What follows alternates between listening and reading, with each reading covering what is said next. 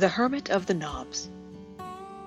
A few weeks ago, while driving across the Allegheny summits from Snowshoe to Carthouse, the driver reined his horses on the highest point to show me, far in the distance, the famous Knobs of Clearfield County, 3 peaks of almost alpine aspect, which rise pyramid-like above the surrounding ranges.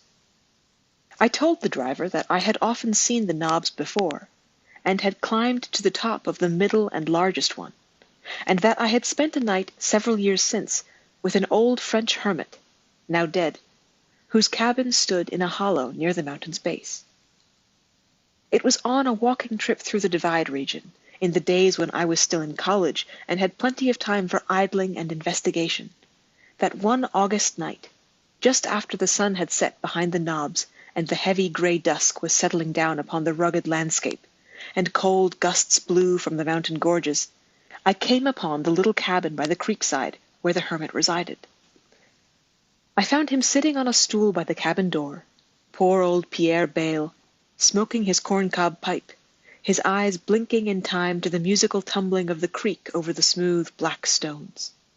I spoke to the old fellow, and started to pass on, as I was on the last lap of my journey, but he asked me what my hurry was in such tones of politeness that I dropped my canteen and stopped to talk with him. His conversation led me to believe that, while not a man of education, he possessed more than ordinary intelligence, and a slight accent caused me to inquire if he was not a Frenchman, to which he promptly replied, "Yes, and more, a Parisian." So when I informed him that I had visited in Paris, could speak a little French, and had been on the Rue Berry, where he said he was born, we became good friends, and talked of Europe and Paris, then switched off to hunting, timber, and local politics, until I looked at my watch and discovered that it was 10 o'clock, and far too late to reach my destination. So I accepted the old man's cordial invitation to spend the night in his shanty. After lighting a smoky little lamp, he led me into the room, where I was struck by an air of old-fashioned neatness and comfort, but especially with one window which faced the rough mountain height. It was decorated by pink silk curtains tied with ribbons, and before it was a gilded wire stand covered with an array of flowers growing in gilded tin cans, gilded earthenware, and gilded vases. There were wild violets, geraniums, ginseng, touch-me-not, a rosebush or two. In fact, a bewildering profusion of flowers and queer-looking plants which gave the window somewhat the aspect of a shrine. I looked through the window, expecting, perhaps, to see a charming vista before me, but there was nothing more to be seen but the rough mountain's precipitous sides, covered with charred logs and whitened chestnut sprouts, a scene typical of lost hopes and untold desolation. I made bold to ask of Mr. Bayle the meaning of this elaborate window garden, especially when there could be so little sun where it was, and he faltered and tried to explain it away. But seeing my continued interest and air of sympathy, he sank into a rickety armchair facing the window, and gazing into the now impenetrable darkness of the night, profound in its awful stillness, told me the tragic story of his life, wrecked from sentimental ignorance and mad desire. "I was born in Paris, in the Rue Berry," the old hermit began. "It was many, many years ago. I really forget the year. In fact, I never lived at all until I was 18, so everything that went before is best forgotten. I might be in the French capital still, but for a single moment's joy. I was a gunmaker by trade, and worked in a little shop not far from the fortifications. I earned good pay for one so young, but as I had little schooling, had no ambition.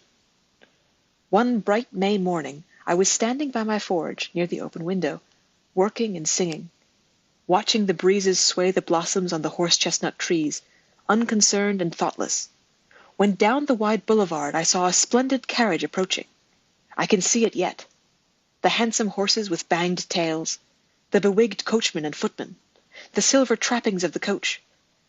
And when it drew near I saw, leaning back on the cushions, the most beautiful young woman I had ever seen, or ever will, a perfect brunette, with clear complexion and bright eyes. The other workmen, filled with curiosity, for coaches of this kind seldom passed our way, rushed to the windows to admire and marvel, and the revolutionists among us to curse and grumble, and many asked who she might be. And amid the racket I heard someone say, "She is the Princess Irene Lafayette de Nemours Perigord." I heard no more, but stood transfixed with instant love, rooted to the spot, until after the carriage had passed on its leisurely way. Then the master of the shop shook me violently, and asked me where I was. Part of me was at the forge in the gun shop, but the rest of me, the better part I called it, went with the Princess Irene Lafayette de Nemours Perigord, never to return. After that day I became a poor mechanic. I neglected my work in efforts to discover the home of the princess, and when I did learn where the palace was situated, spent my evenings hovering about the neighborhood, not in any hope of seeing her, but to know that I was near her. On Sundays and holidays I lurked around the courtyard, hoping to see her again, but in vain, until I was finally chased from the premises by the porter, armed with the bar with which the iron gate was clamped.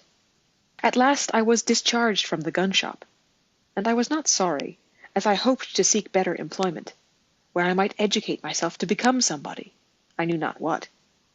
So I became a watcher at a bookstall near the Seine, where I read books of all kinds at my leisure. But my better part was still wandering, and one afternoon during my daydreams the stall was robbed, and I was again turned loose. I saw a vessel on the river, and gaining the confidence of the captain, became a helper for my passage to the coast, and there thought I would make a man of myself, and forget my hopeless love by going to America. I worked my way across as a deckhand, reaching New York just before the Civil War, and served my adopted country in a regiment. The new country, instead of diminishing my love for the beautiful Princess Irene, only aggravated it, and after a while the officers became disgusted and had me mustered out for inefficiency. I took to drink, became a tramp, and my wanderings brought me to Clearfield County, where I met some French people with whom I spent the winter, supporting myself by working in the woods. But when spring came, I decided to strike out for the West. The first night I stopped at the house where I now am, then a deserted hunter's camp in the virgin forest. It was in the month of May, and thoroughly exhausted, I laid down on the earthen floor, gazing through the window which you admire at the awful blackness of the night. And all at once my troubles seemed to vanish.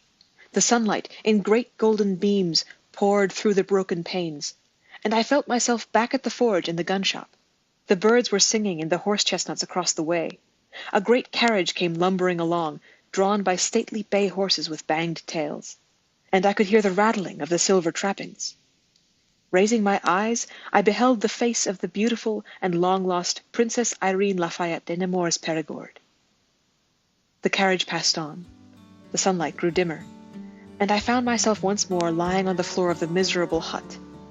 But I resolved to stay, and every night since, toward the midnight hour, I take my place in the rocking chair and watch with eager eyes the splendid carriage go by, and feel the presence of my lost love, the beautiful Princess Irene Lafayette de Nemours Perigord.